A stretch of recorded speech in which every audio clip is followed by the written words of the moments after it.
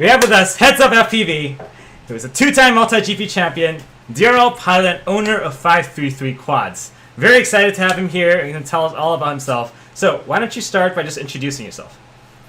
So, hey guys, this is the second time I've done this, so I apologize for those who have been here the whole time, but my name is Evan Turner. I am 17 years old. I'm from Maryville, Tennessee, which is in East Tennessee. I'm a senior in high school at Maryville High School here in Tennessee. I love everything about drones and the FPV and RC community. So ever since I was 6 years old, I've been into RC. My dad and I got into RC when I was 6, as I said, and I have been all about it ever since then. I can't remember a day where I was not excited about RC and FPV and drones, which is great. You know, it's something I'm very passionate about and something that I love to do, and am fortunate enough to get to do just about every single day. And a little bit of a quick run through of my journey per se of FPV and RC is, so 6 years old, I got into RC planes with my dad. We have a great local club of guys here who got us into flying planes. At 10 years old, I started to get into it more competitively, flying planes in competition. I won my first national championship in RC planes competitively at 11 years old. And then from then on, I just kind of, I love that feeling of working for something and achieving it and seeing like the repercussions of that hard work. And I feel like it's taught me a lot, not just about, you know, flying or winning races or winning competitions or anything like that. It contributes much more to life than I think most people realize.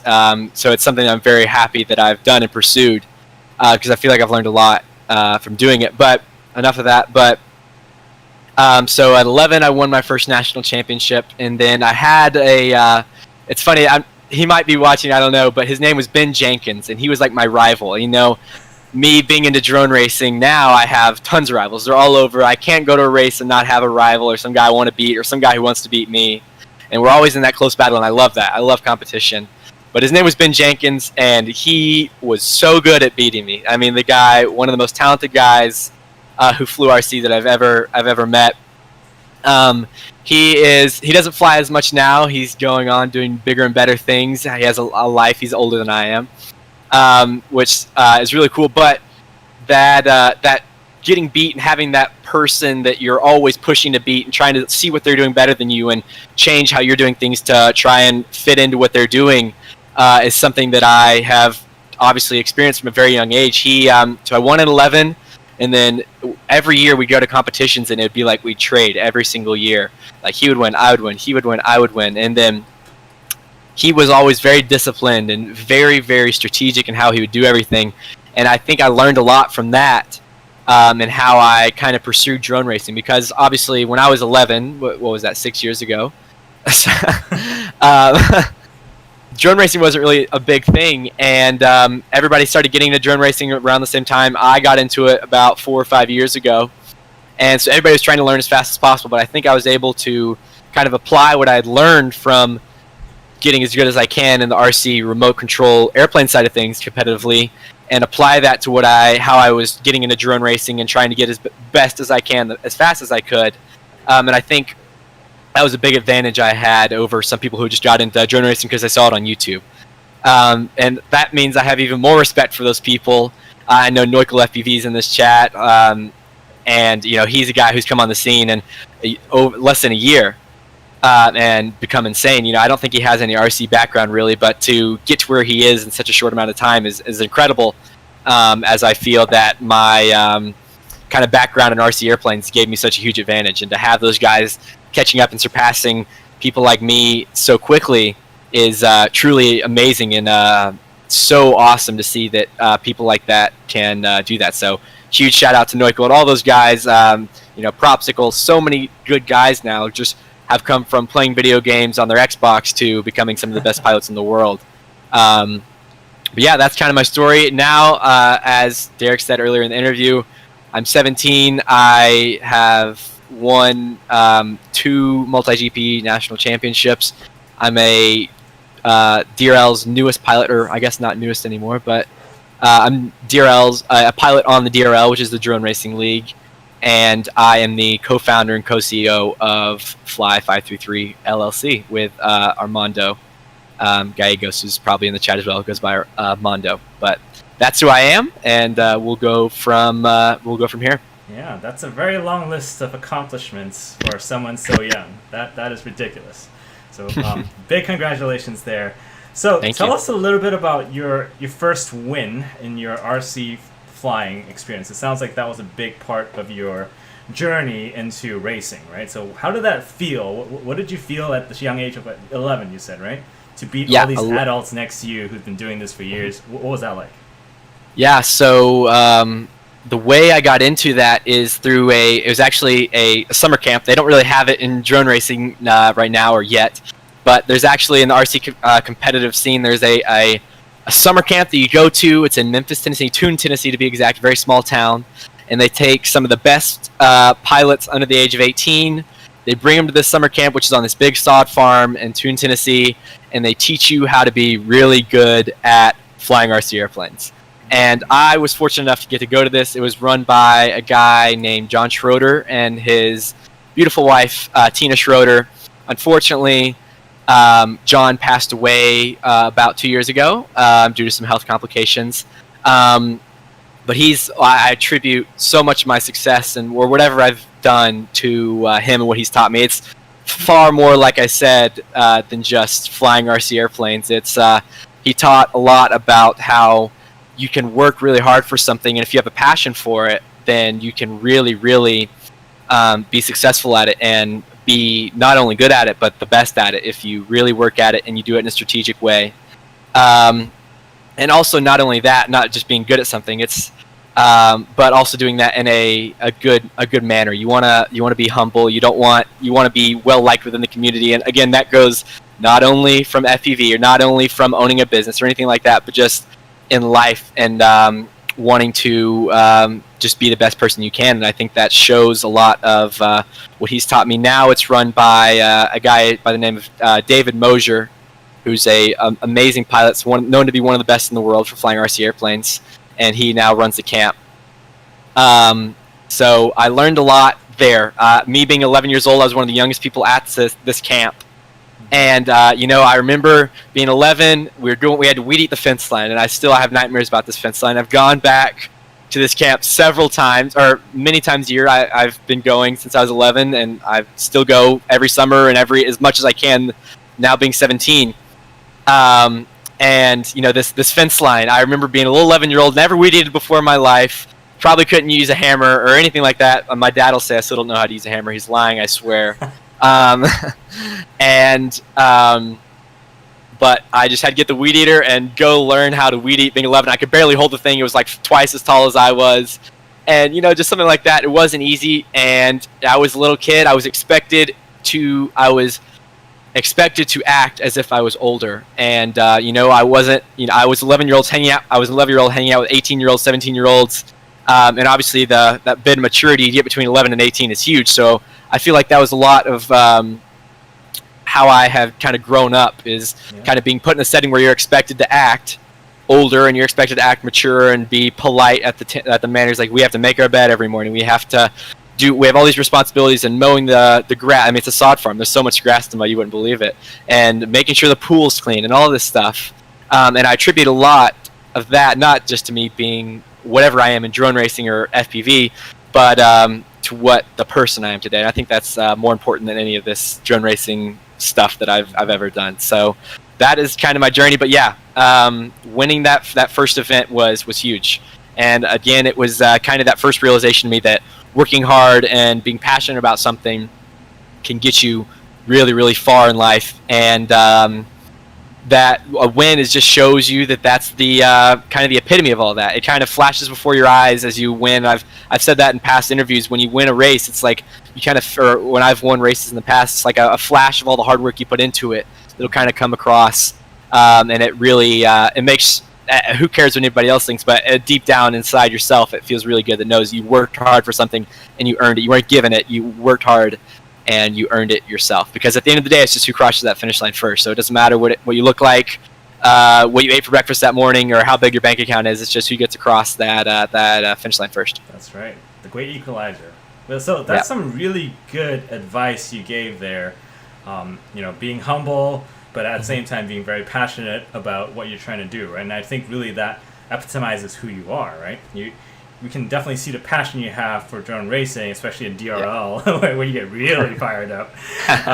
But you're also a very gracious winner, and you're very humble. So, I think that is very, very good advice, and we can all learn from that.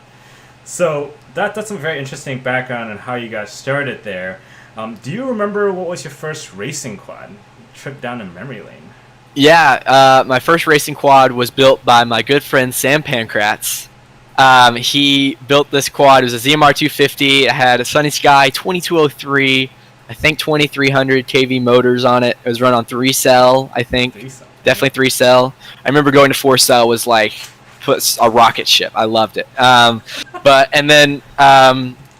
My second one was I'm still a huge fan of Mr. Steele. Everybody loves Mr. Steele. Loved Mr. Steele. He was like one of the first guys in FPV that really kind of stood out and made a name for himself. And I still to this day respect so highly of what he's done. I know some people might have a problem with him for things he's said or done over the years, but at the end of the day, if you just look at what he's done with FPV and turned it into a job and a full-time thing for him, it's really incredible that he's turned a funny personality into a pretty much funny personality and some good piloting skills into a career. Even then, I still was a huge fan of him, and he was flying, your Impulse RC Alien, and then I was a huge fan of Schizo, who I still am a fan of. So I had some Schizo. There were the ceramic bearing motors from Lumineer. I don't know if you remember those. They're purple. And then I had the full KISS ESC setup. And I don't know. It was just kind of like the hype back then. There's still hype in everything FPV all the time. And that was the hype thing back then. I love supporting the guys that I looked up to, and that was my first nice drone that I practically slept with it every night to make sure it didn't get broken. And I love that quad. And again, it was built by my friend Sam, who was the guy who got me into FPV. And yeah, that was my first one. It's just gone from there. Yeah. We all remember our first drones, but yeah, that's a good trip down memory lanes. I know, Mark. Yeah. That's good stuff. All right, so before we dive too deep into Multigp, DRL, and all that, tell us a little bit about yourself outside of FPV, right? So who is Evan outside of FPV? Yeah, so I'm 17. I'm a senior in high school, so most people see me on DRL as some guy who races drones all the time, which I do. I race drones probably more than I should. But I do have a little bit of a life outside of drones and stuff. Everybody kind of has their little things they do in high school. So I'm big into playing the cello. So I'm in the orchestra at Maryville High School. So I've played the cello since I was in 5th grade. So I guess when I was about 11. And it's been something, a lot of people you'll see, and I've seen it in RC and in drones too. Somebody will get really, really good, and that's their life. They'll get super, super good at drone racing, and they just put 8 hours a day into it. But then after a year or so, they'll kind of get burnt out and kind of disappear. And I think that's another thing that is pretty big that most people don't realize is if you want to get good at drone racing, it's not about just doing it all the time. It's about enjoying it and continuing to have that passion and drive to do it. You don't want to feel like you have to do it. You want to feel like you want to do it. So I feel like having multiple hobbies and interests and having multiple groups and communities that you're within is super big. And I attribute a lot of that to me being able to continue loving drone racing now as much as I did when I first started it. I love it just as much, if not more. Yeah. So I like I said, I play the cello. And I love that. I have a great group of friends who all play in the orchestra. I love being a part of a team like that, where you all have to work together to turn into to make a good song or something like that. And I like that. And I'm not the best at it. I'm not very good at it, if I'm being honest. Most of the people who are better practice a lot, and they earn it. Plain and simple. It's much like drone racing. That's what you put into it is what you'll get out of it. I, of course, wish I could be the best cello player ever and could make these beautiful notes, but I really enjoy it, and that's what matters. Same thing about drone racing. I see so many people getting upset that they're not like setting the TQ times and setting this, that, and the other, when if they're enjoying it, then who cares? And I think that's huge. You know, I have been fortunate to get some good finishes at races before, but this year in particular at Nationals, I placed second, and I think I qualified like fifth. And, you know, that's obviously, I would, of course, love to be first and everything, and that'd be great. But I had the time of my life. I was really enjoying myself. And although I worked hard and I wish I got that first place finish, I didn't earn it. It wasn't my day, and that's fine. But as long as I was having a good time and there enjoying my time with my friends, then who cares? You know, I had a great time. And I think that's huge. Having just hobbies that you enjoy, you don't push too much to like feel like you have to. I mean, drone racing literally is my full-time job, and I don't feel like I have to train at all. I just I train when I want to, and that I feel that training when I want to will make me progress twice as fast if I train when I have to. Yeah. And it's just not worth my time. And I would rather practice when I want to and be in drone racing for the next 10 years than practice because I feel like I have to and be in drone racing for the next 2 years and hate every second of it. That's my kind of outlook behind it. And that, again, it same thing for life. If you want to go into college or do whatever and you want to work on that as hard as you can and you want to be a doctor because you're going to make all this money but you don't enjoy going to any of those classes, then I just don't. I wish you the best, but it's going to be very difficult for you to go to work every single day and be happy with your decision. So I think finding a passion and just doing that because you want to do it it's super big. And finding that passion is difficult for some people, myself included. But if you can find that, then they always say you won't work a day in your life, but I can say truly being a 17-year-old and all my friends, or not all my friends, but having people my age working at Taco Bell, McDonald's, etc., and hating going to work every single day, I come home and I work my butt off as hard as I can to be the best I can in all my different things that I do, and I love every second of it. You know, I get 2 hours to sleep a night or whatever, but I wake up and do it again the next day because I love it again. So I think that's big. If drone racing is not your thing, that's fine. If you enjoy it, do it. But in life, it's the exact same principle. Yeah, that's some great advice. Do what you're passionate about, and life will be great for you. So yeah, it's amazing that you have so much wisdom at your young age. Back when I was 17, I was probably just too busy playing video games to think about all these profound life questions. So yeah, it sounds like you're really good at the cello. So maybe you can play some music for your own videos when you put them on YouTube, right? Everyone's going to look for good music, right? So yeah. That'd be cool. I just make my own. That'd be cool. Exactly. Right? There's no maybe someday. Keep an eye out. Keep an eye out. Yeah. And in the chat, LRFPV apparently plays the violin, so you guys can start an FPV orchestra. Oh, there you go. I know Sky FPV actually. He is a DRL pilot, and he plays the violin. So we always joke that we're gonna play together on like a DRL episode one day, which we always joke about. That would be amazing. Next year at Champs too, you guys should all just bring your. Unfortunately, it's pretty difficult to bring a cello on an airplane. It's a fairly large instrument, but you know, it might be worth it. You know, if we could have a little jam session, I'm all for it. That would be really cool. Okay, so let's talk a little bit about Champs. Right, so that just happened. One of the biggest things that happened in the drone world this year. Unfortunately, we didn't have I/O, so. Yeah. Champs was the biggest thing. I mean, it always is the biggest thing. So the competition was really tough this year, and I heard the weather was really rough. Tell us a little bit about your experience in Champs and how that was like for you. Yeah, so this was the 2020 Multigp Champs this year. It was, I'd say, had a lot of hype around it just because it was one of the bigger events this year. Being that we, unfortunately, due to COVID, of course, haven't been able to have that many events. There haven't been the big international events everyone always hears about, etc. And so the nationals this year, they were able to, and I'll props to Multigp for making it happen. Ended up being a very big race. It was had a lot of attention brought to it.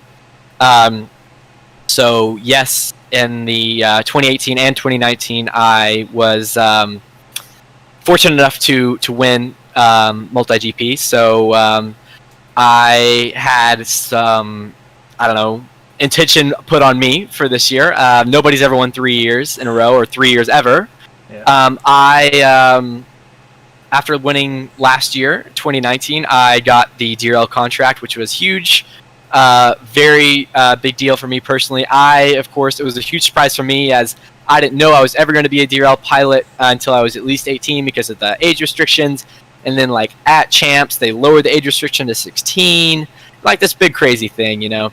But I went from not thinking I'd ever be on DRL to being on DRL like 2 days later was huge. And of course, if I'm going to do something like DRL and be on NBC and compete with the best, I'm going to not take it lightly. So I trained really hard for DRL, and I continue to. We're in the middle of the season right now. I think we're 6 races deep. Have 10 races left to go. That's a big deal. DRL's like the premier drone racing league. It's with all professional pilots. And competing on that was a very big deal to me, and I'm very happy to be in the position I am today. So I worked very, very hard, and I continue to work very hard doing DRL. It was a bit of a risk for me to go to Multigp and take my, I guess, vision off of DRL. So I had about a month because I wanted to consolidate my time away from DRL to as small of a time as I could. So I took about a month before Champs and worked as hard as I could to get good at 5-inch again and Multigp, etc. And I worked really hard. I came in super rusty. You know, I took some videos. Most people don't know this, but I have a whole list of videos of like my first day training, second day training, all trying to progress. And I think that's a big thing in drone racing, is to kind of track your progression, not track how. I should, but not track how fast somebody else is or how fast you are compared to them, but how fast you are compared to yourself yesterday. It's always about being better than yourself yesterday. So I tracked that, and I tried to just get as good as I can, get back to as close to what I was before in 5-inch as I could. And I worked really hard. I got as close as I could. I trained with Chief Alex Campbell, and the weeks leading up to Champs, and I got as good as I thought I could get, or at being with the short amount of training time. Obviously, people like Noikle, Propsicle, Fat Kid, all those guys, they worked super, super hard, flying tons of batteries per day, getting their quads all dialed in that they've flown forever. And they, like, as I said before, earlier in the interview, if you work for something, you can get it, you know, and they put in the work big time. And they succeeded. They all came from, I think if you tracked, and what I'd love to know is if you tracked progression of finishes. So like someone like Noikle, I think he came like between 10th and 16th last year, coming up all the way up to 4th. That's a huge jump, because most people don't realize, but in drone racing, it's relatively, the gap between, say, 100 and 10th is relatively small. Like, you can get in between there pretty quickly with some effort and some like mental, like knowing how to kind of run a race, etc. But going from 10th to 1st is extremely difficult. The last 1% in anything that you do will always be so difficult. And seeing someone like Noikle and Propsicle, etc., go up that 1% in less than a year so quickly is incredible. So I went into qualifying. I had some rough qualifying. I again had a lot of per se attention, or I don't know, people were watching, and I could feel it. But I like that. It's cool. Yeah. And I'm in that position, and I'm very lucky to be there. So I can't complain about it. So I was trying as hard as I could to do well in qualifying. I think I came out in 5th or 6th ish. The previous 2 years I was the top qualifier, so that was definitely it was difficult to come from there. I wasn't. Yeah, it was difficult. I hadn't been in that kind of situation in the past couple years, so it was a learning point for me for sure. Because learning is huge. If you're not succeeding, then you definitely should be learning on what you're not succeeding in, and then you can succeed off of that. So just trying to learn from my mistakes and being put in that unique opportunity of being qualified 5th, and not everyone's like, oh, what are his lines? What are his lines? They're looking at the top qualifiers lines, the second qualifiers lines, etc. Not being in that position, it's different. Yeah. So I think we had 2 days of qualifying. I wasn't feeling too hot. I had the wind, as looks like Jonathan Crum he's saying in the chat that there was a lot of wind, and that is true. It was very difficult to adapt to. Some pilots were better than others at adapting to it. It was impressive, very impressive how some guys were so good at it. Come finals day, I was going in. I was in a bit of a rough bracket for sure. The lower you qualify, of course, the more difficult it will be to move up the bracket, etc. Yep. And I qualified 5th, had a good first bracket, got it in, was able to win, and I needed that confidence bad. I was low on confidence for sure. Coming out of qualifying, I was having problems finishing heats. I felt like it just wasn't clicking. Okay, and I know what it feels like when it's clicking to me, and it just wasn't there.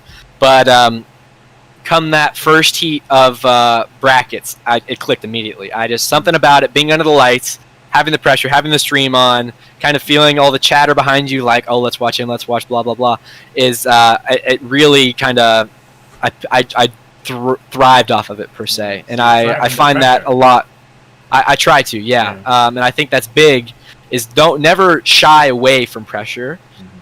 And that again doesn't go towards just drone racing, but you should never shy away from pressure in doing anything. If you are an amazing speaker in your bedroom but can't speak in front of your class, then who cares? Nobody's going to care. But so being able to take that pressure, utilize it to your advantage when other people are going to be struggling with it is huge. So I tried. I was under the pressure. I felt like I was clicking when other people were not, and that was big. So I won that first bracket race. I had the confidence. Everybody was excited, which I was happy about. And then, it's that first bracket race kind of sets the tone for the rest.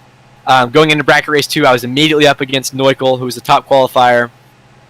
Very tough. And he had the Ironman clause. So racing strategy 101, take away the Ironman clause early. So I knew Neukel was setting faster times than me. Neukel was this, that, and the other. Amazing pilot, of course. So I said, screw it, I'm going to go for it. Went for it. Was ahead on lap 1. Lap 2, I made a costly mistake that put us right next to each other, and then I ended up crashing. We actually crashed at the exact same time. Neukel and I both were pushing as hard as we could, and going through that hurdle in the beginning of the nationals track, we both made a mistake. Unfortunately, mine was much more costly than his. He made the smart decision and turning around, and I tried to just squeeze it in there, and it didn't work out.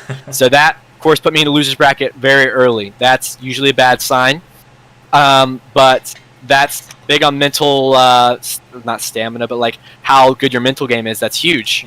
Yeah. So I tried to just take a step back. I knew that anyone who was in the loser's bracket with me was in the exact same mental state that I was in. They knew that, if I go out now, then I'm not going to move on, and I'm out, and I get 12th place or 10th place or whatever. And I knew they had that same pressure, and that's big. When you're going up to a race and you're sitting there, everyone, you're going to look around and be like, man, I wonder if he's nervous. I wonder if he's nervous, blah, blah, blah. Everyone there is nervous. I don't care what they say. Everyone feels that in their stomach. And it's just all about how you can understand that, know that you're in the exact same position than them, kind of take that and just try and have the best decision making you possibly can.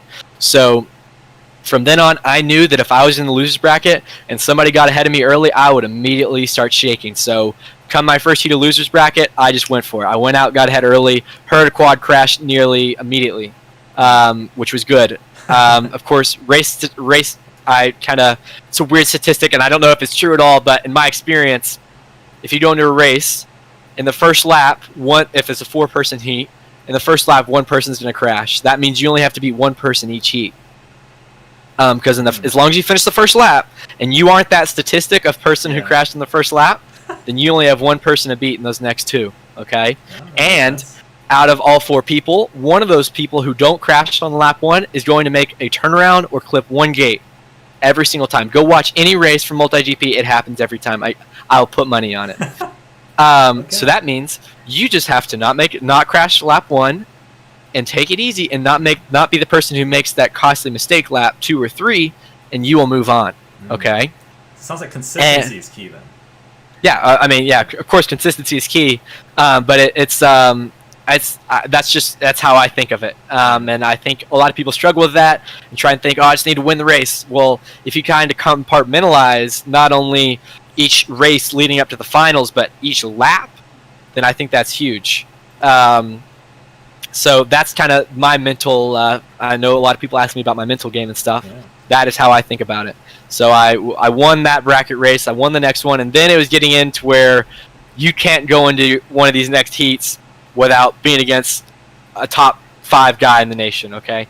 And these guys were all insane, and everyone there, and there were plenty of guys in each heat who were faster than me, but just going into each heat, knowing that they're all just as scared as you is huge, and you can kind of thrive off that if you kind of understand it, and just kind of seeing how nervous they are, trying to come off as confident and not nervous, that just makes them even more nervous, you know? Yeah. Sorry, I was reading the chat. Fat Kid went from 24th to 1st. Last year, 2019, Fat Kid had some unluckiness in the brackets, but he won this year, of course. You know, congrats to Fat Kid. Killed it, of course. And I'd say that probably best improvement from the out of all the guys in the top 16 from 24th to 1st. Yeah, so, of course, props to Fat Kid on the win, and seeing that improvement is impressive. But back to what I was saying, just trying to have that mental game over guys. I'm fortunate to have been in drone racing previously, and kind of have that experience over people. Have been in this situation before, and I was able to make it to finals. Now come finals, everyone wanted to win. Of course, there was a little debacle with one of the pilots getting DQ'd for not landing in the landing zone. We'll keep it short and simple with that.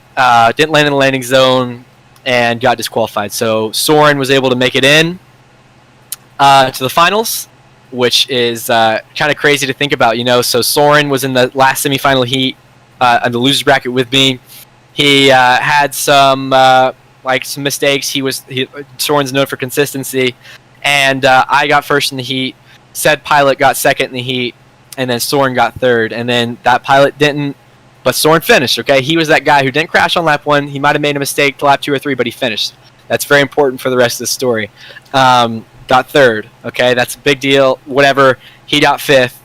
That's fine. He was happy, I'm sure. 24th to 5th. That's a big deal. Yeah. But said pilot didn't land in the landing zone and got disqualified, which means that Soren was brought into the finals. Okay, that's crazy. That's like never happened, especially or that I know of in drone racing, where a guy is taken out, moves on to finals, and is taken out because he didn't do something right, and then the guy from 5th gets brought in. So Soren's already the underdog, big underdog. But going to heat 1, the wind is howling at this point.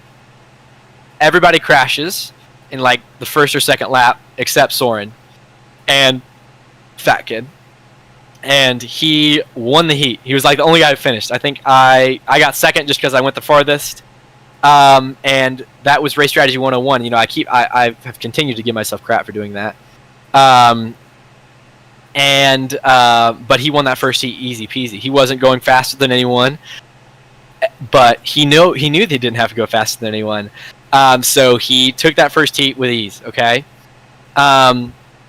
and so heat 2, I was like, because it's Chase CA, so you have to win twice to be the winner. Yep. So heat 2, I was like, okay. I knew that Neukel was under pressure, and I knew that Engineer, who was the third guy, also felt under pressure. And I knew everybody's going to go for it, but again, I knew that everybody was under that same exact mindset. They're nervous. They know, oh, if Soren wins this next heat, he's going to win.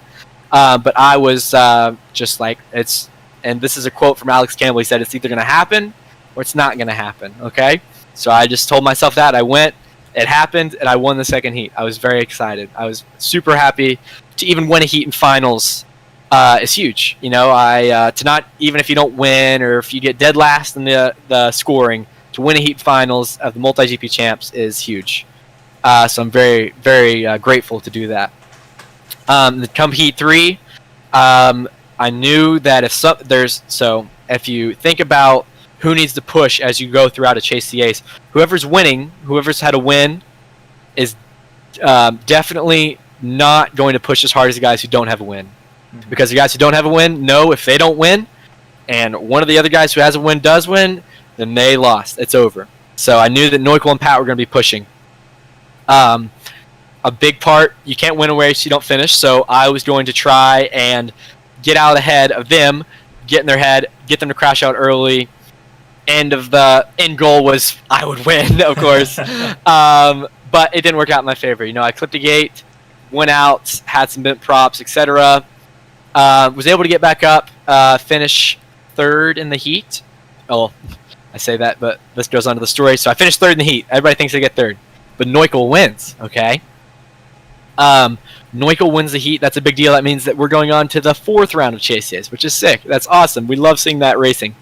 And then there was like this, Joe Scully came over the mic saying like, oh, well, we're going to have to do a review. And because somebody might not have gone through the gate right, and it was actually first and second that they were reviewing because Soren and Noikul both made mistakes, and they thought that one of them or both of them maybe went through a gate wrong, which would disqualify them. And they reviewed Soren first. He was fine and dandy. Then they had to review Noikul.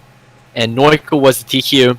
Or not, he was the TQ. But he won that heat. Yep. And if he gets disqualified, that means Soren wins. And since Soren already has a win, then he wins the race because that's his 2 wins. So they reviewed Noikul's things. His flight. We were all plugged up, ready to go. And then they said, "Guys, you want to plug your quads?" And we kind of sat, and there was like the chatter in the back in the race ops, I'm sure. And they came over the mic saying that Noikul was disqualified for going through a gate backwards. He didn't like fly the track wrong. He actually clipped a gate and then trying to get back because, of course, if you guys have ever been in a race and you clip a gate, you want to get to the next gate as fast as possible so you don't lose. So Noikul clipped a gate, and it was a finals heat that he knew he needed to win, so he tried to get back into it immediately. And in the process he was discombobulated, of course. If you've ever crashed a drone, you'll know that it's very discombobulated or disorienting. Yeah, totally. And so he tried to get back in that gate. He ended up going through one backwards, which disqualified him, unfortunately. And Soren wins. So that was a crazy final. We didn't have a final. Well, we didn't know we were having the final race. We technically did. And again, that's so a big shout out to Soren for being consistent, having good decision making in finals, knowing that he didn't have to win every single race, especially after winning the first one. And it ended up playing in his favor. It was his day. He played the game. That's huge. They always say don't hate the player, hate the game. And Soren played the game as it was supposed to be played, as it was built to be played around the rules. And so that was huge for Soren. He did what a lot of people struggle in, and that's staying consistent, knowing they don't have to be first in every race. And it worked out in his favor, and I think it was a big lesson to all of us that that's how it should be played. So huge props to Soren on that one. But yeah, that was champs, and it was a crazy event. Of course, the flying was crazy, but everybody goes for the social side and getting to see all friends. Everybody in that finals heat, me, Noikul, Soren, Pat, we're all great friends. We talk all the time. We have a group chat. Everybody's in that scene is big friends, and that's as everyone knows, that's a big part of why FPV is so awesome, and in my eyes and multiple people's eyes, is the community. Oh. So to be able to go out, compete with your friends like that, but still be good friends after that is huge. So that's nationals and my perspective from it. That's a very detailed recap. Thanks so much for that. And it's great to hear kind of your racing strategy from a top pilot like yourself, how you think about your competitors and how you think about each race having different strategies going into it, and whether or not you have to kind of push really hard or kind of make sure you stay consistent. That's super helpful. And it sounds like a lot of it comes from you just getting into the head of your opponents, right? Thinking about what they're thinking about and kind of calming yourself, knowing that they're freaking out just as much as you do. So I think that's really great advice that we can all take away from that. So look out next year. I think everyone's going to be thinking about everybody else.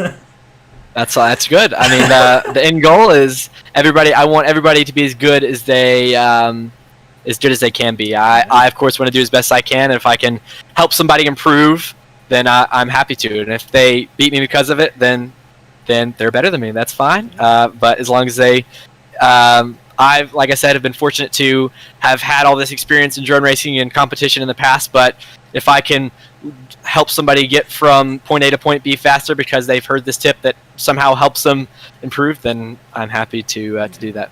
That's a great mentality. So to wrap up the champs section, looking forward to 2021, what do you have planned for next year for IO and champs? Are you going to do anything differently? What can we expect you to bring next year? Yeah, so of course I hope to be brought back on DRL next year. We're in the middle of the 2020 season right now. Everybody's fighting to stay on for the next season. And DRL is something I hope to be on for as long as I possibly can. Of course, a lot of people, I'm going to name names, but people from DRL are notorious for kind of backing away from the 5-inch scene and kind of getting uninvolved and saying they're just DRL pilots, and that's fine. DRL is their job, and of course you should take your job very seriously. But I want to stay as involved as I can, especially with my, I guess not relationship, but my my seat in 533. It is in my best interest to do the best I can in 5-inch and stay as involved as I can in 5-inch. Of course, there's I/O we're going to have, which the normal events that always happen, I/O, champs, there's going to be tons of global qualifiers, etc. I hope to go to some international races with DRL, but also like IDSC, which happens in Korea every year, and then just other races like that, hopefully WDC in Turkey. Those are such amazing experiences that I've been able to experience already, but to go and see those friends that I've made then is awesome. And I'd love to experience that. But of course, with COVID, who knows what'll happen. But I hope that we can do something like that. As far as races that I may be a part of hosting, or 533 will be a part of hosting, will be we have the Freedom Spec, not series, but we've Idea Races is that was a race we held this year. 533 was the title sponsor, run by Sean Ames, Heart of America FPV, and we hope to run as many of those races as we can. For those who don't know, Freedom Spec is you have to run. It's what it sounds like. It's a spec series, and multiple people have tried that in the past, but nobody's really found that like magic combination, I think. And they've all seemed to kind of fade away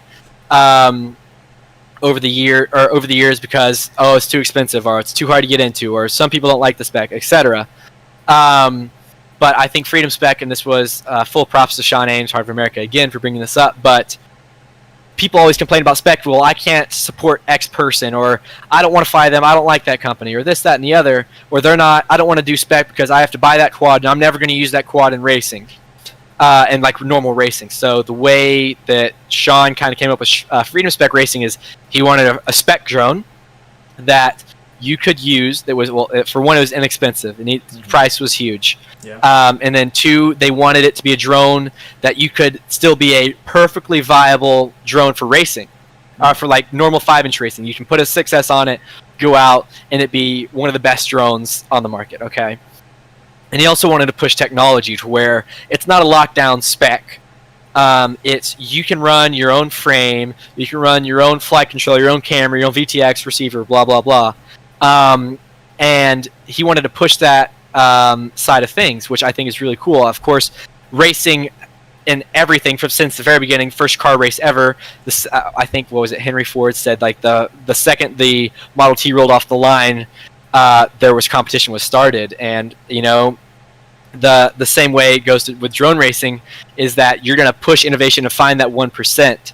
And so what they do is, or what Freedom Spec is you have to run, I have a motor sitting on my desk that shows that's something. So you have to run the 533 2012-7 1960 kV motor, you have to run the heads-up prop, and you have to run a 3-cell 2200 battery. These batteries are dirt cheap.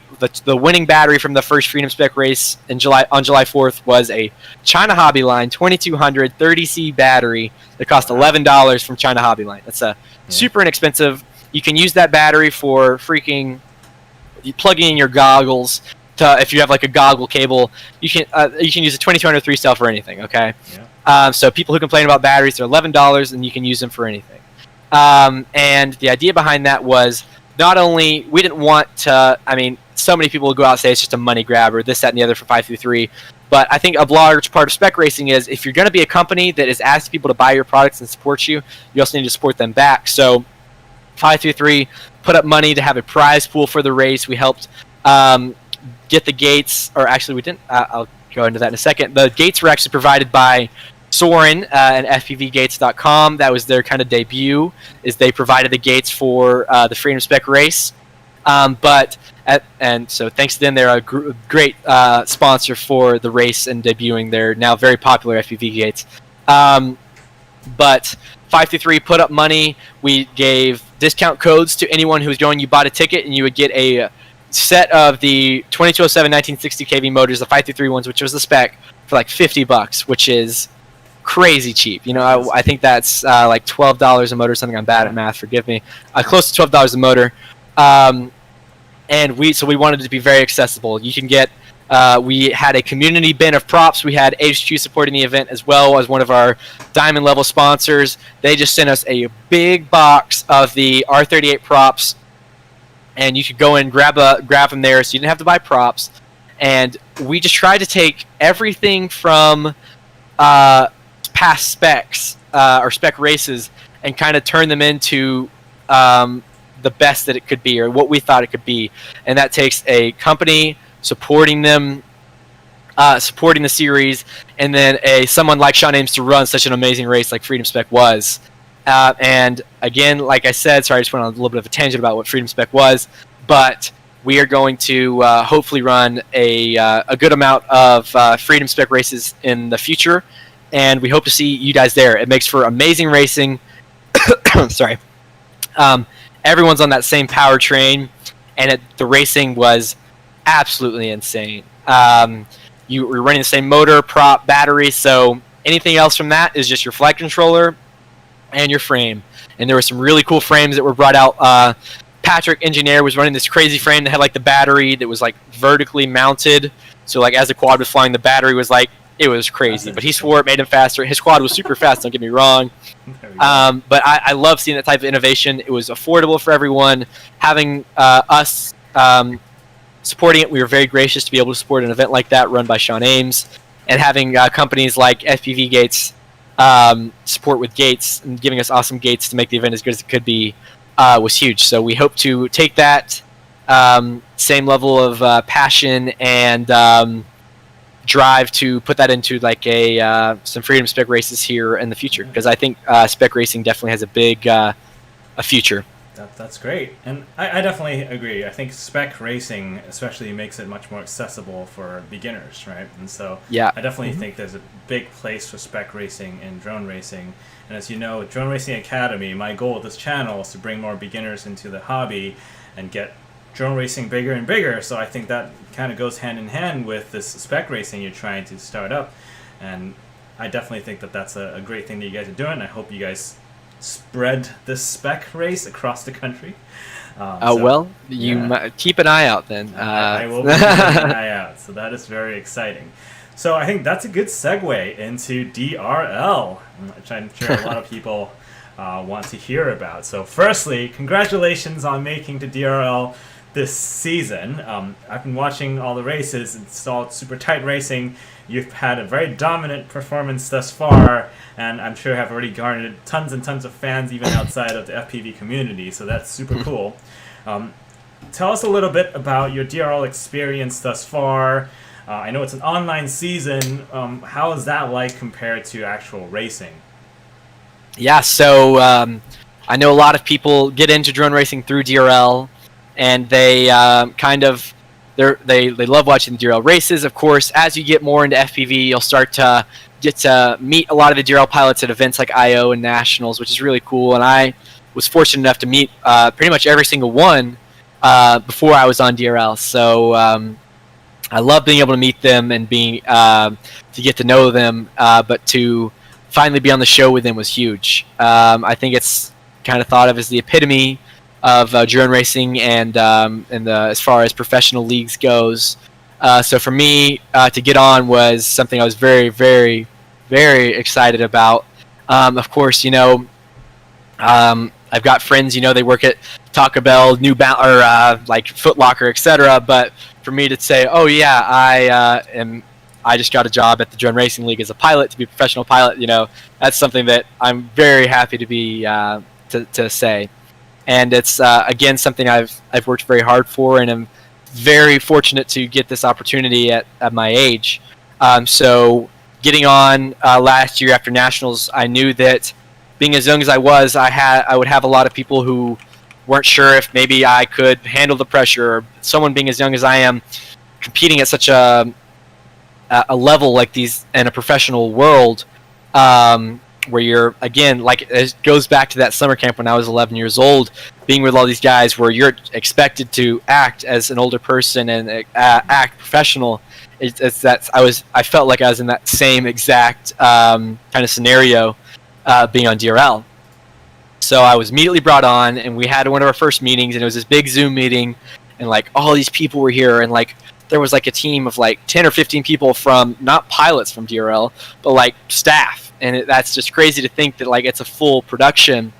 And for people who've never experienced a production before, it's crazy. Like when I sign in to do one of these virtual races and we're filming them, I get onto our TeamSpeak, we go in, and I get dragged into like the tech support people, and they make sure all my computers are working, etc. And that's not everything. Then I get dropped down to like the lighting guy, and he makes sure my lighting's perfect. And like you just drop down, and like each of those people is an employee from DRL, and that's so cool to think that drone racing is big enough to where they can support a team that big and make sure that drone racing is presented as presented as well as it could be.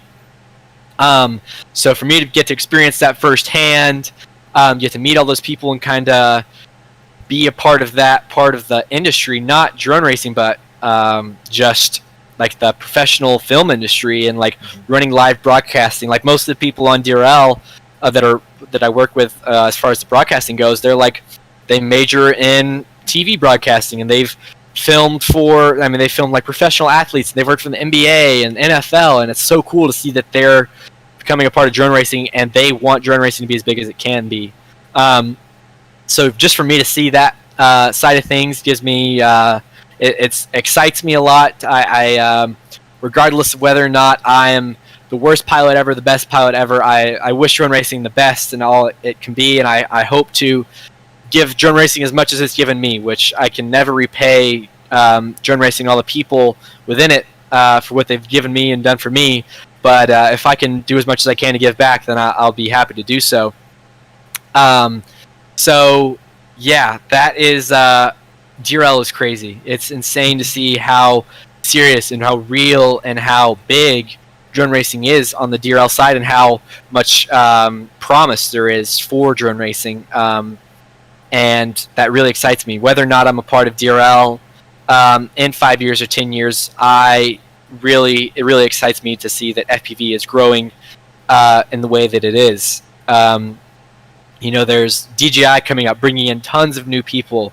DRL getting bigger and bigger every year, being on NBC Sports, and some weekends being on NBC, which is millions of not customers, but viewers. And that's crazy that it's being put in the eyes of so many people. So I'm just ecstatic to be a part of that and have that opportunity, and I hope to make the best of that. So yes, I've been very fortunate in the first few races to do well, but as I said, if I'm going to have this opportunity at my age, when a lot of people are doubting me and what I might be capable of being young and not having the experience other pilots do, I worked as hard as I can. I continue to work as hard as I can to prove those people wrong and prove that it doesn't matter that you're 17, and it doesn't matter that you're not as experienced as everyone, but it just matters that if you think about things in a systematic way and you just kind of learn from your mistakes, you don't get upset by your mistakes, you don't get upset from losing, but you take that as a learning experience, that you can, the possibilities are endless. And that's kind of been my mindset behind it. Yes, I've lost races. Yes, I have lost races by big margins and by stupid mistakes. But as long as you learn from those and apply that to future endeavors, then you can get pretty much wherever you want to be in my experience. Yeah. You've been dropping a lot of life advice on us. I feel like this should be on TED Talk or something. You can start a self-help channel. That's some really good advice there. So the DRL, have you had much time to fly the DRL Racer, the actual racer quad itself? How is that different from a 5-inch? Let's see. I'm trying to think of a good analogy for that. I have flown the Racer 4 a lot. Of course, none of us knew at the beginning of this year that COVID was going to be what it was. And unfortunately, it has canceled a lot of not only DRL events, but events from around the world. So at the very beginning of the year, like when DRL sent us a schedule, and we were going to go to all these amazing places and compete in real life, and it was going to be awesome. And unfortunately, due to COVID, that got postponed. We'll call it. Hopefully, we get to do more of that next year and in years coming up after that. But I flew a lot of the Racer 4 leading up to it getting put to all virtual. It is an amazing machine, really. It's not the fastest drone in the world, etc. It's not the most. I mean, it's not built to be durable or anything crazy like that you would see in like a consumer world where you're trying to build the lightest, fastest, strongest drone that costs $4 or something. I mean, that's not their. They're wanting something that looks cool, sounds cool, and flies good, that can be used well in a professional sense. It needs to be reliable for them to where they can put out a drone and know that it's going to work each heat. And sorry, I was just reading Leviathan's comment about the 533 motors. I appreciate that, Leviathan. Yeah, so it's a really an incredible machine. So it's running these big, I think, what are they, like 2810 or 2510? I think that's what they are, 2510 motors. Wow. So there are these big motors and 7-inch props. They have all these LEDs on them, running a 5-cell 2300 battery. And you can fly at full throttle for pretty much like 2 minutes, which is really fun coming from a 5-inch quad. Yeah. And I mean, if you want to experience it, and I know it's going to sound like a sellout thing to say, but as much as I've flown the DRL Racer 4 and as much as I've flown the DRL Sim, if you want to fly them and like really get to know what it feels like, I swear, go on the DRL Sim, and it's incredibly accurate. And I think that's so coming from flying the DRL Sim as much as, or not the DRL Sim, but the Racer 4 as much as I had, to going into the Sim, I think honestly it was a relatively seamless transition. Yeah. And I think that goes a lot to show of what DRL's done with their simulator and how well they were able to kind of merge the real life and simulator side of things. So that's a really cool thing that I was excited for. And that's not just for the COVID season, or I guess I shouldn't call it that, but the virtual season. But that just goes to show that like training for me in next year and years after that I can practice on the Sim, and that can be viable like practice for going out and being ready for a DRL race in person. Yeah. Which I think is really cool, and that goes to show. And I mean, whether or not what your favorite sim is, that just goes to show that simulators are such a huge part of FPV or of drone racing, and how they can be such helpful tools. And some people I know kind of shy away from sims and say they're not perfectly accurate, etc., etc. But I think, I mean, stick time is stick time is stick time. And if you're going out there getting the stick time, getting that muscle memory, it might not be 100% accurate to your 5-inch quad with these props and these motors and these batteries, etc. But I think just getting out, flying with people on the Sim, getting in racing leagues that are on various simulators, that's great practice for you flying in real life. And if you don't have a great community of pilots flying around you that are all racing all the time, then you can get on a Sim and practice with somebody in Korea, or practice with somebody like that's sitting 5 feet away from you. Yeah. So I have found that's been a really cool part of. I might not have been able to fly in a real DRL event, but to experience it from the Sim and see how that kind of applies to real life flying has been a good learning experience for me. Yeah, that's really cool. And I think a lot of us have met other pilots on Sims as well, so the community effect on Sims is definitely very strong. For sure. And I think I speak for all of us that we can't wait to see you fly in real life for DRL too. Super exciting to watch. It's a lot of fun. Okay, so that's DRL. So congratulations, super cool. Thank you. I think we have a couple questions from the chat that we can start addressing. Ashok asked a question of what is the difference between the Xnova Lite 2207 and the 533 Headsup 2207 motors? Yeah, so the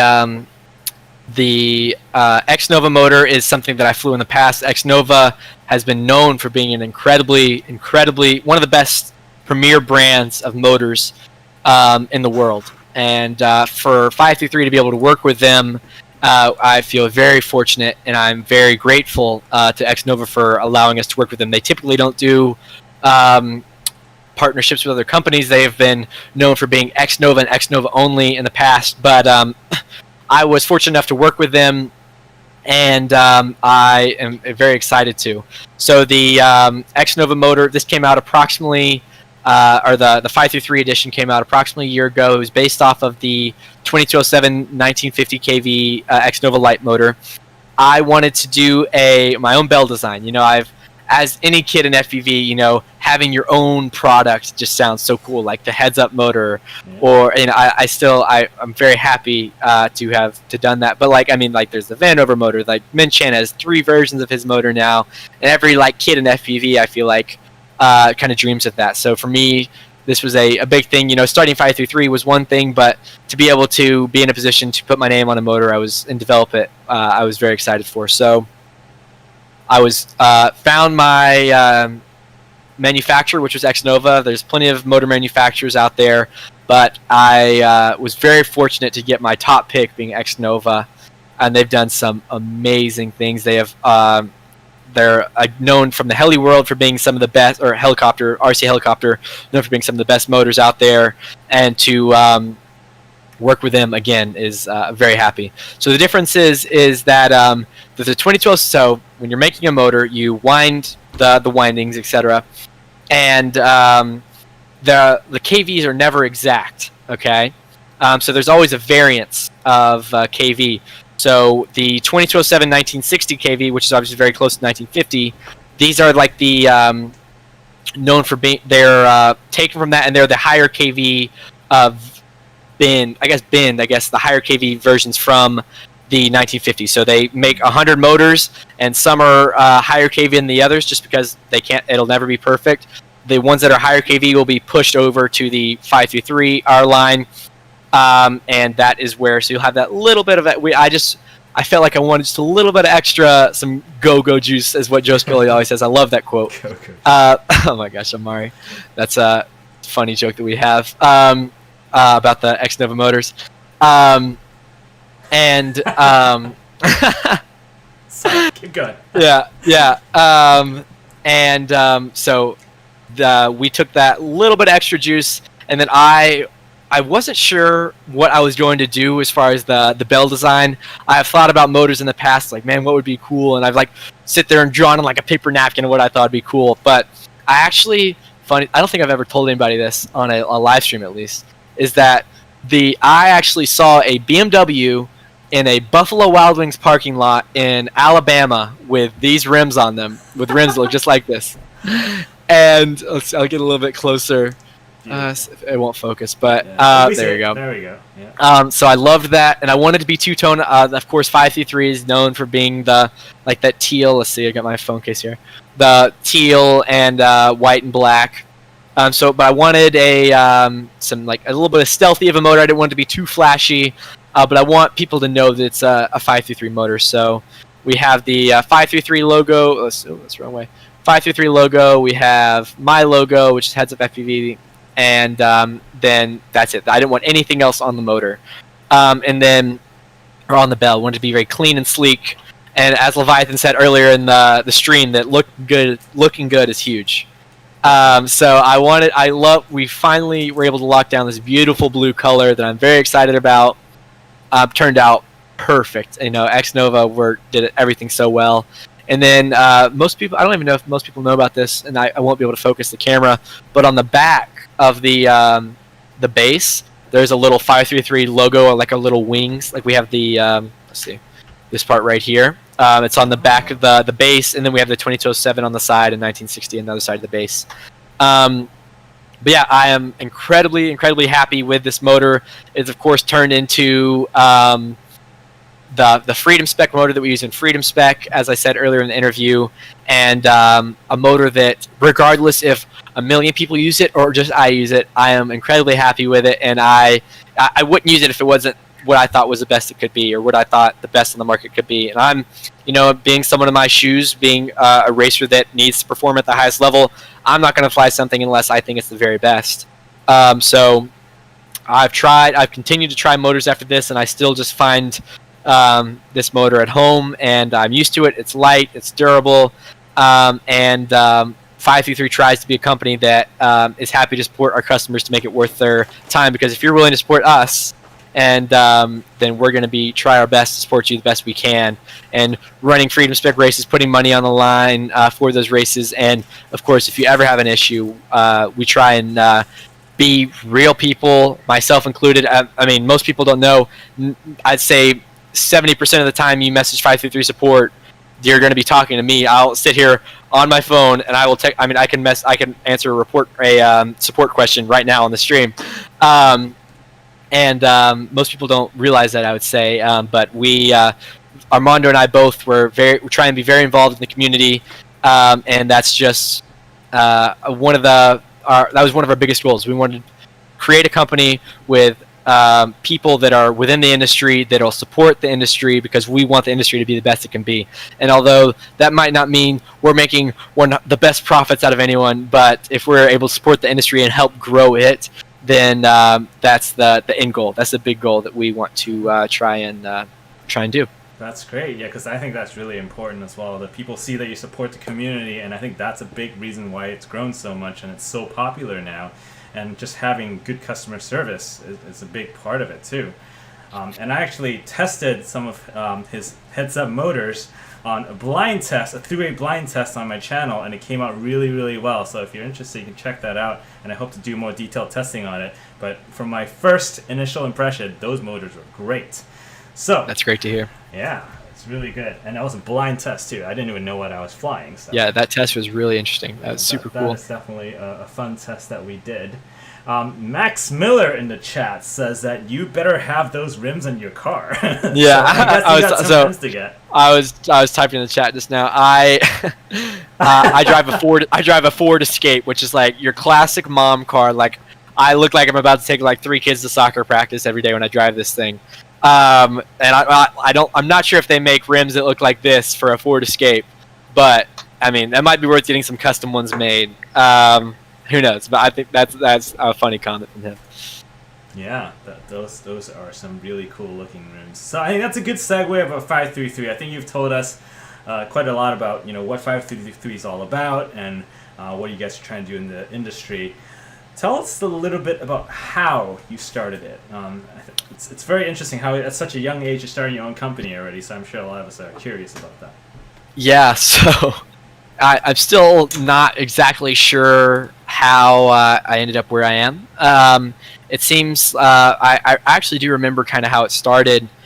So for those who don't know, I never really had a kind of a drive to start a business. I never was something as a kid that I wanted to do, or I never thought it would be something that I would do. But long story short, I was getting to the position, or getting to the point in my drone racing career, if you want to call it that, where some companies were wanting to make some products with utilizing my name, and like make a heads-up motor, a heads-up frame, heads-up whatever.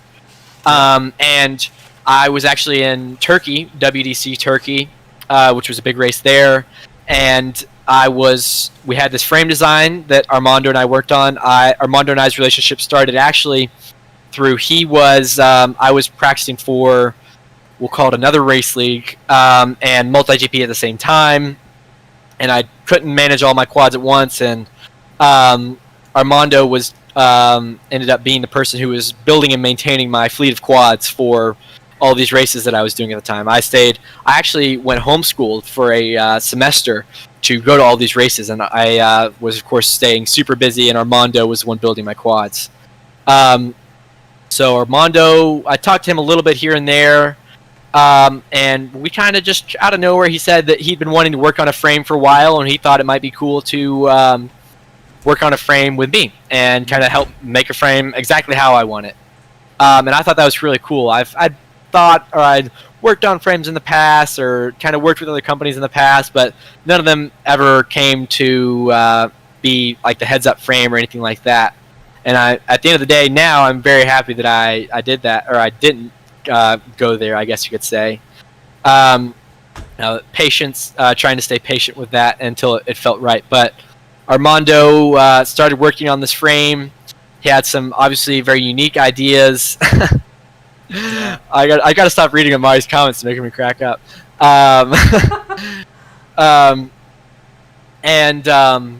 But long story short, he designed the frame, which ended up being the switchback, or the original switchback, which now goes as the switchback classic.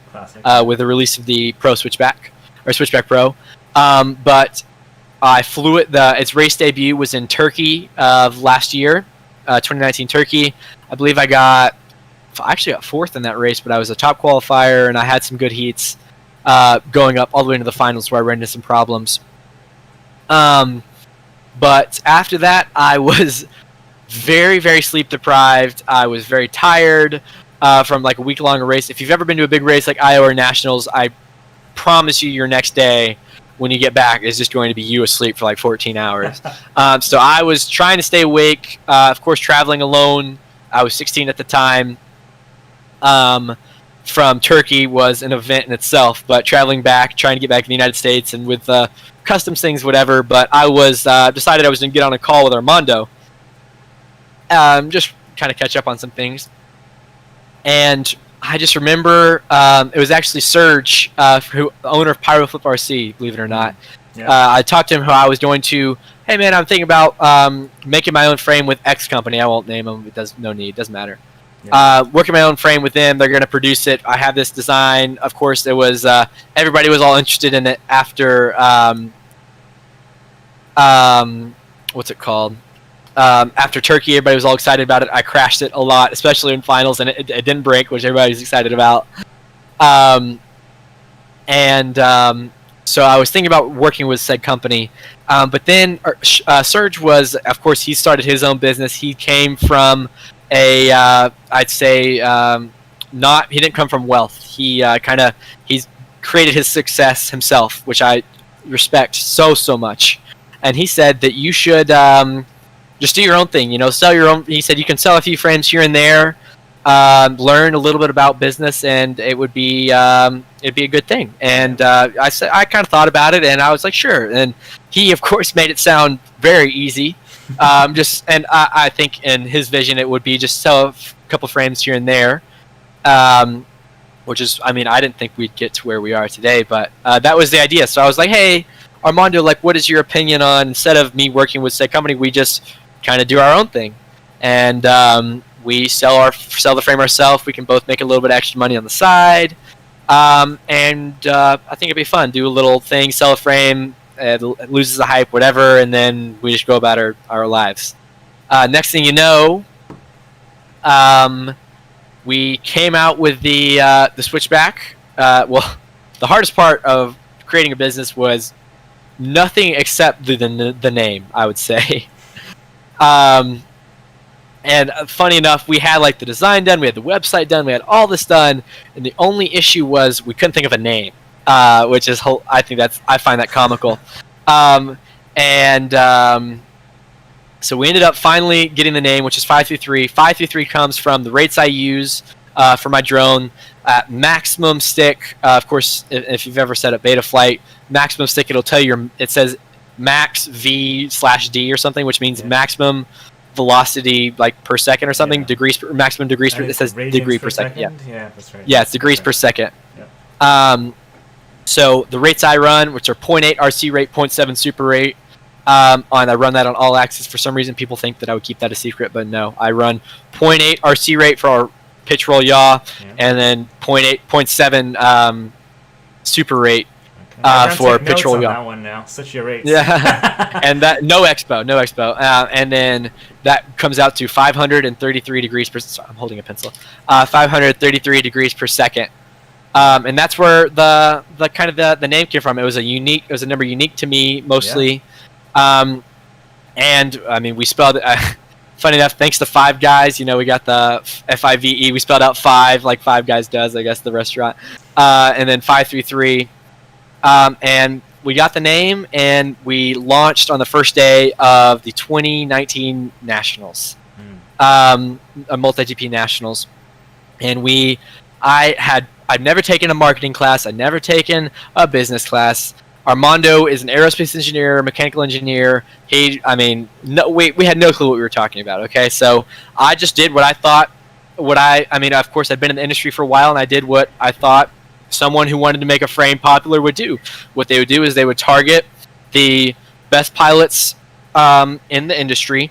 They would create what I like to describe it as like kind of like a whisperer in the industry. Is so you would know if you tell somebody a secret and you tell them you don't say it. 99, or you tell multiple people. I mean, I'm in high school. I know how rumors work. You'll tell people, and it'll slowly start to get out. Slowly start to kind of like simmer out amongst the masses. So we didn't make any posts about it or anything like that. But I sponsored like the top 10 guys, pretty much from going into nationals that year. I told them I'd give them frames, and that as long as they flew it at the event, then that's great. We're happy to support them, and of course, I'm pretty much friends with all of them. We're all, again, a pretty tight-knit group of guys, so I was happy to support my friends, and they would, of course, support me in return. So I told all of them, I gave them all frames. We didn't really talk about it that much. I used it at Turkey. We didn't really talk about it that much, and we didn't really launch a company or anything. But there was kind of hype that started to build around it as you would start to see more and more people use the frame, top guys, that is, and next thing you know, we showed up to nationals, and a lot of the top guys were running the Switchback, which is really cool. We launched the Switchback November 14th, 2019. I remember that day very, very well. November 14th, exactly 1 year ago.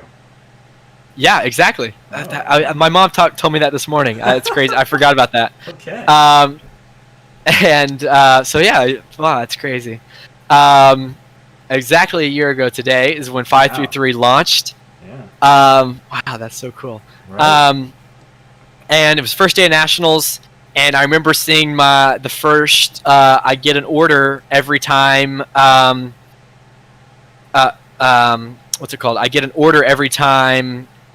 I get an email every time an order came on, and I remember seeing that first email come through, and it was like so and so bought one Switchback frame, blah blah blah, and I loved that.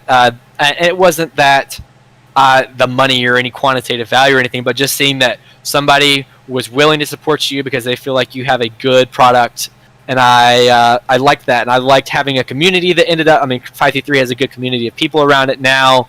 And for us to be able to support those people, that's what I love, having that community of people that I can support. Yeah.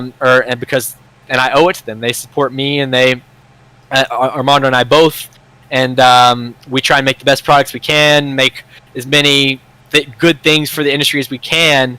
I just, ever since that first email came through, I think his name was Brett something, I remember, was the first guy. I can find his name on my phone, I'm positive.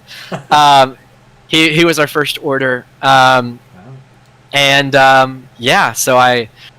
it started out with just that first order, and then it turned into 2, and that turned into 4 and 8, and I was like, wow, this is crazy. And then, I was extremely, extremely lucky to have won nationals that year, which put, if you win a big race, everyone and their mom wants to know, what was your setup? Okay. Yeah. And I was able to say, well, the setup was this motor, this prop, blah blah, and our new frame, the Switchback, which is made by 533, my company. And again, that was something I was very, very lucky to have done, and having my other pilots flying it as well, doing so well. They all did amazing.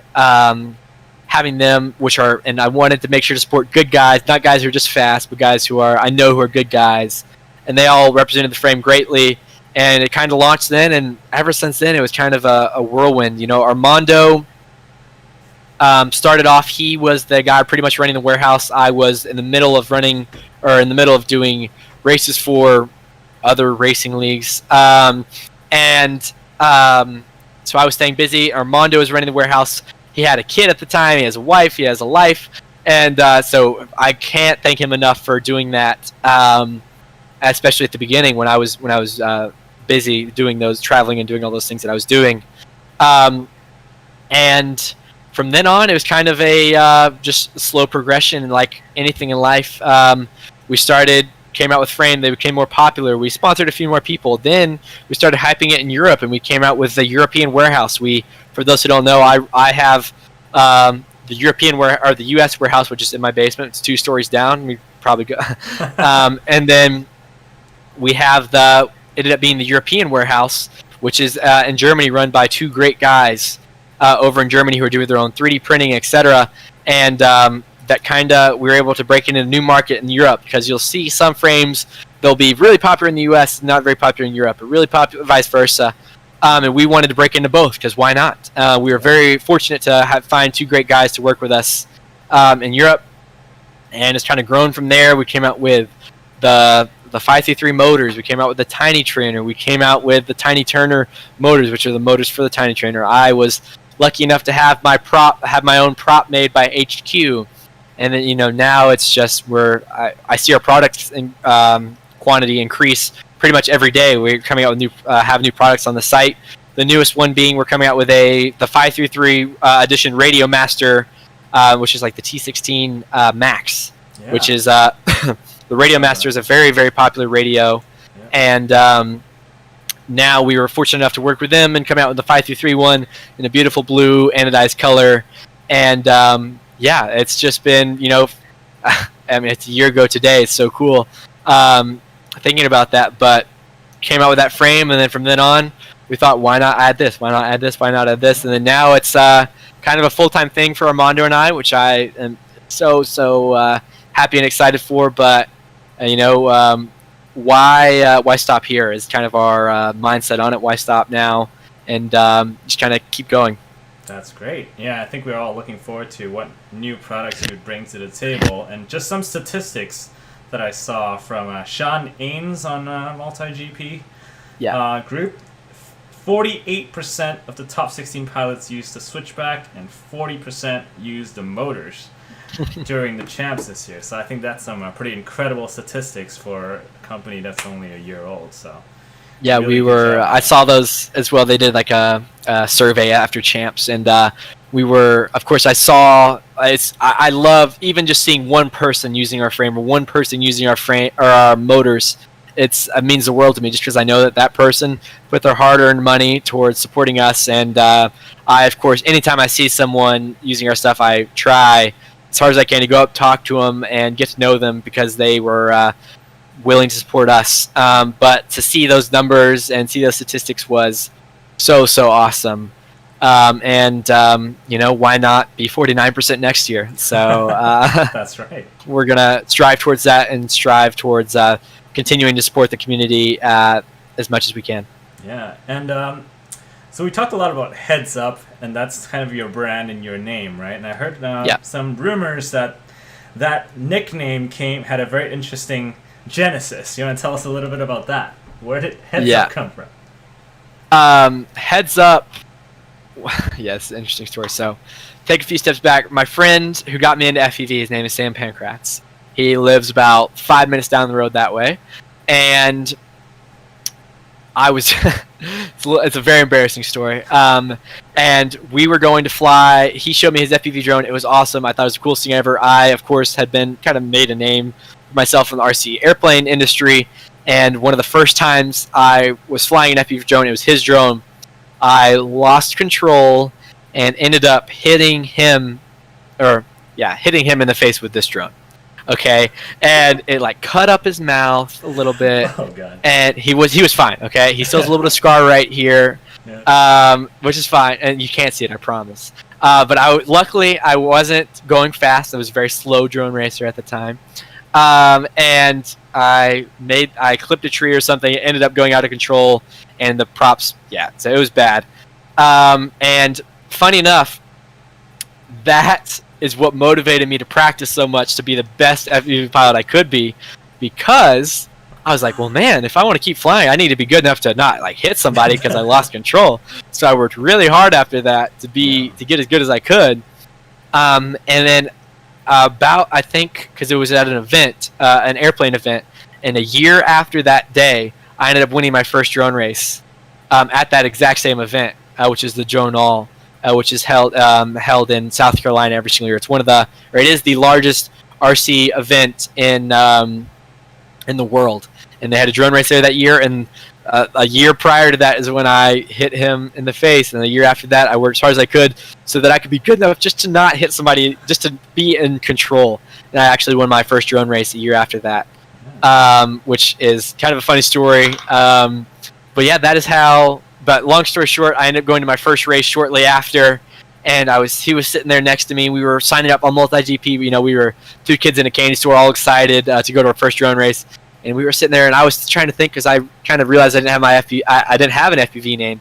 His is Tropical Onion, which is just like the most random thing ever, but I think it's hilarious. And he said he'll tell people he thought of it in the shower, which he did, and he just kind of thought of it. And I was like, well, I can't think of anyone like that. And he said I should be Headsup. Yeah. And that is that's where it came from, and it's stuck ever since. But most people don't know the story behind it. But that is where it came from. That's a great story. Yeah. I wish my nickname had interesting stories behind it. So Drone Racing Academy, my channel, the goal is really to bring new people into the hobby, right? So I don't know how many new people are watching right now, but to any new people that are getting into FPV and getting into racing, what kind of advice do you have for them? I know you've given us a lot of great advice thus far. You know, do what you're passionate about. You know, focus on practicing, but don't focus too much. Have other hobbies as well and things like that, right? So what do you have specifically for newer people into the hobby out there?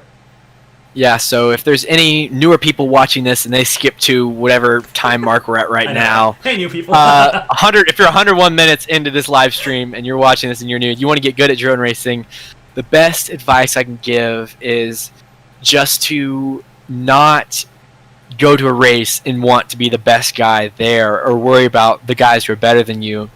You always want to just, and again, this applies to pretty much anything. If you want to get good at anything ever, you're never going to step out. I mean, it's like, think about building your first FPV drone. Were you the best solderer the second you picked up your soldering iron and tried to solder your first motor wire on? No. And you're not going to be the best drone racer when you step out there, put on your goggles for the first time, and try and get through the first gate. Okay? And as long as on day one you make it through one gate, and day two you make it through the next one, then that's just, you should be ecstatic about that. That there's no reason for you to get down on yourself that you're not the best or you're not better than X person.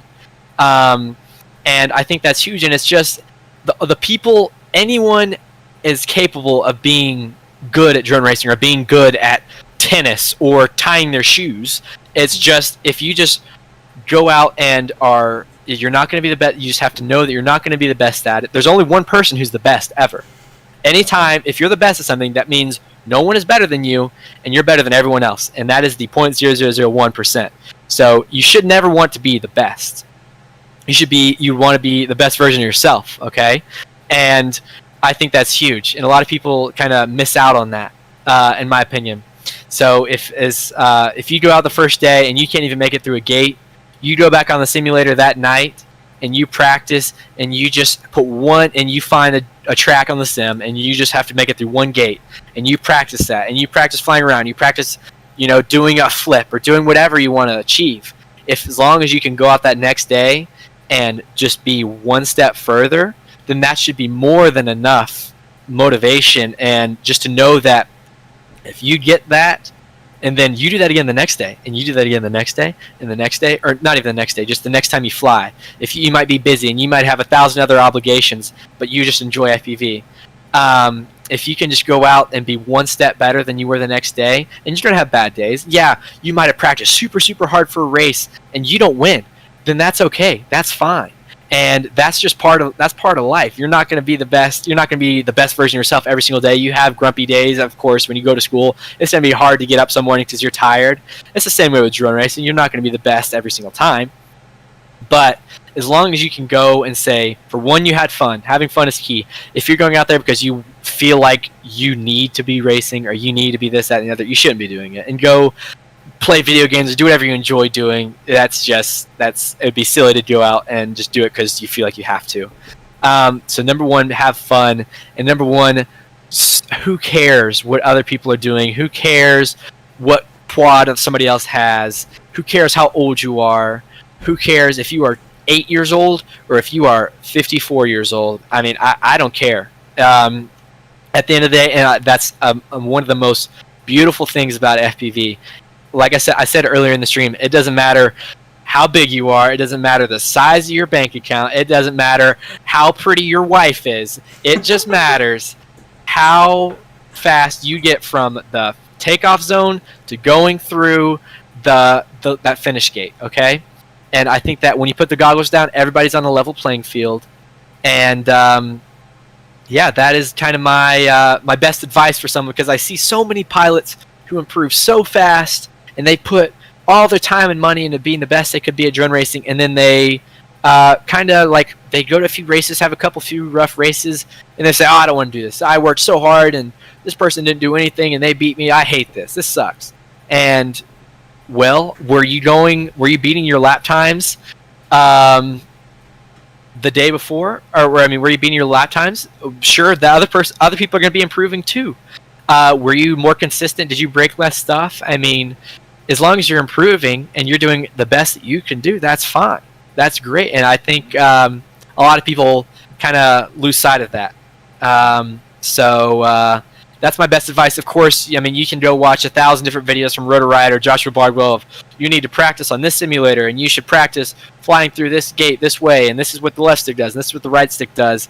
But at the end of the day, that stuff is relatively intuitive, and you can watch a video on how to do that. But I think the mindset behind it is a lot more of what people miss out on, is a lot more of what people overlook in improving in drone racing, is how they lose motivation.